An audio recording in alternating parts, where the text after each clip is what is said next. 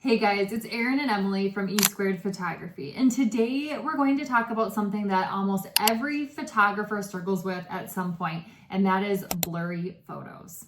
So you take the photo, you look at the back of the camera, you think it looks great, then you head home and you zoom in and you realize, wait, why is it blurry? Well, welcome, you're in the right place today. And the good news, your camera is not broken. We are going to walk you through the 5 most common reasons that photographers are getting blurry photos, and then we're going to tell you how you can fix those as well. And by the end of this video, we will have you understanding what things you need to check to make sure you're getting sharp photos consistently. Okay, so we need to remember that sharp photos are not about having a better camera. They come from understanding a few key settings, and that is what we're going to talk about today, are some of these settings or some of these mistakes that you might be making. So a lot of times when people first start out, they think that better gear is going to get them better photos. So a better camera body, a better lens, but believe it or not, it's not necessarily about the gear. It's more about understanding the setting. So once you understand this, it's going to make everything a lot easier. So let's break it down today step by step. All right, so reason number 1, your photos might be blurry, and this is one of the biggest reasons photos are blurry, is because your shutter speed is too low. What happens is motion blur starts to happen when your shutter speed is too slow. For example, if you're dealing with little kids running towards you and you have a shutter speed of, let's say, 1/30, you're going to have blurry photos because that shutter speed needs to be quite a bit faster.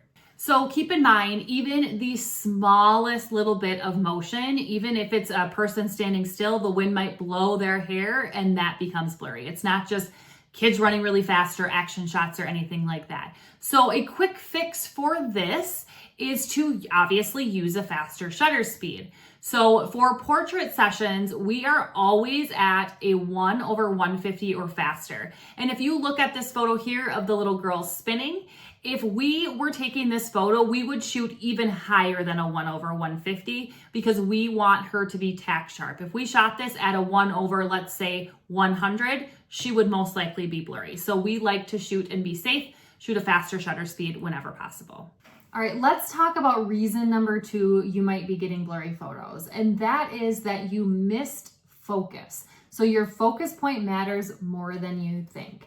So sometimes we are accidentally focusing on the wrong thing in the photo. So we might be focusing on the background or the shoulder or part of the shirt or maybe even a necklace or a tree in the background, when in fact, your focus should be on the eyes of some sort. And if it's not on the eyes, the photo in general just feels off.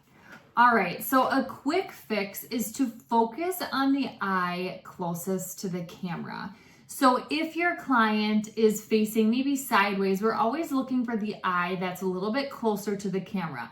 Now, of course, when we're dealing with more than one person, then you need to focus on a certain person. For example, in this particular photo here of the 2 girls, we would focus on the girl that is closer to us or closer to the camera, the younger one on the left side. So when you look at a photo, your brain naturally looks at the eye. So if the eyes are sharp, the photo is going to feel sharp overall. Even if the background is blurry, that is our goal, is to get that right focus.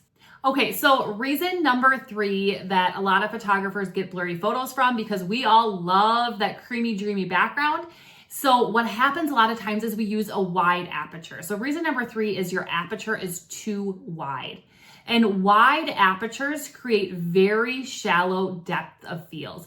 Now, another word for aperture is f-stop. So if you're shooting with a low f-stop or a wide aperture, that's the same thing. For example, if you're shooting at something like an f1.8 or an f2.0, because of that blurry background, you could cause some blur. And the wider your aperture or the lower your f-stop number, the smaller the focus zone becomes. So that can get a little bit scary if you're shooting with people, more than one person, or if there's slight movement, or if you have a variety of people on different planes. that can cause issues if you are shooting with a wide aperture. So yeah, the wider the aperture, if there's even any slight bit of movement, that can really play around with that focus zone, and you can really fall off of that focus zone and get that blur. Okay, so a quick fix for this issue, and trust us, you can still get a creamy dreamy background with a higher f-stop number or narrower aperture. So consider the number of people you are photographing. If you have fewer people, 1 to 2 people, you can be shooting with a lower f-stop number, like a 2.8 or a 3.2.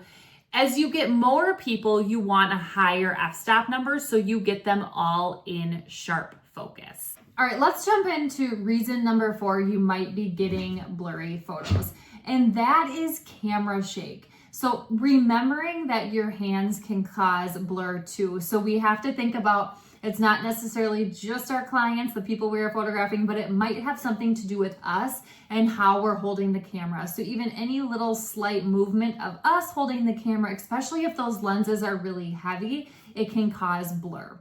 Especially too if you have a slower shutter speed and you need to be working with a slower shutter speed for some reason, you have to stay very still. So a quick fix for camera shake is make sure you have a stable stance. So have your feet wide, get lower to the ground possibly if you can. Keep your camera close to you, possibly lean against something if there's anything nearby. And then of course, make sure that your shutter speed is also fast enough, because this can really make more of a difference than people think. All right, on to reason number 5. So reason number 5 is your lens could struggle in low light, because low light can cause focus issues. And when your camera doesn't have enough light, it struggles with that focus. So if you shoot indoors or if you're shooting closer to sunset when the sun's already kind of setting, this could be an issue as well. All right, so how do we fix this issue? So the biggest one is to find better light. So if you're indoors, move closer to a window where you have some nice natural light. Or if the sun has kind of set, turn towards the light so you have nicer light on their face.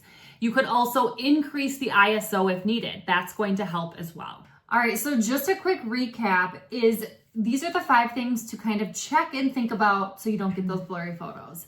Number 1 is your shutter speed high enough. Number 2, where is your focus point? Hopefully on the eyes. Number 3, is your aperture at a decent aperture for the number of people you are shooting? 4, how's your camera shake? Are you holding it nice and sturdy? And then 5, is your light source good enough? Okay, so hopefully this helped, but if you're still sitting there thinking, okay, I kind of get it, but I still don't understand all of my camera settings and what they should be at, you are not alone. We've been there. A lot of photographers are there. And that's why we would love to invite you to our free live training happening very soon, all about manual mode.